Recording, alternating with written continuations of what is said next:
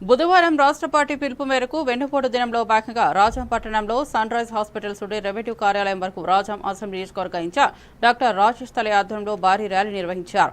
Super 6 పథకాలను అమలు పరుస్తామని అధికారంలోకి వచ్చిన చంద్రబాబు తర్వాత ఏడాది పూర్తయినప్పటికీ అమలు పరచడంలో విఫలమయ్యారని ఆయన అన్నారు.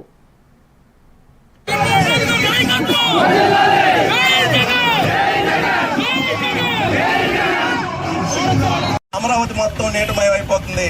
సంపద సృష్టిస్తామని అంటారు. నాకు తెలిసి సంపద ఎలా సృష్టిస్తారంటే అమరావతిలో బోట్ షికారు పెడితే వచ్చిన డబ్బుతో సంపద సృష్టించవచ్చని నేను అనుకుంటున్నాను. అలానే ఈరోజు దళితులు మైనార్టీలకు ఇక్కడ రక్షణ కొరవైంది. మొన్నటికి మొన్న తెనాలైతేనేమి, అంతకు ముందు మాజీ ఎంపీ నందిగాం సురేష్ గారు అయితేనేమి, పల్నాడు అయితేనేమి, అనపర్తి అయితేనేమి, ప్రతి దగ్గర కూడా దళితుల మీద దాడులు జరుగుతున్నాయి. ఒక రిపోర్ట్ ప్రకారం మన దేశంలో అత్యధికంగా దళితుల మీద, మైనార్టీల మీద దాడి జరిగింది ఆంధ్రప్రదేశ్ లోనే మొట్టమొదటిగా ఉందని ఈ సందర్భంగా తెలియజేసుకుంటున్నాను.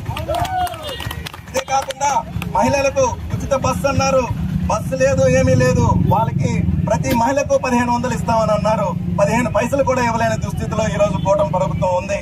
అలానే మహిళల మీద, చిన్నారుల మీద అఘాయిత్యాలు దేశంలోనే నెంబర్ 2గా తెచ్చుకోవడంలో మాత్రం కూటమి ప్రభుత్వం సక్సెస్ అయిందనే చెప్పాలి ఈ సందర్భంగా.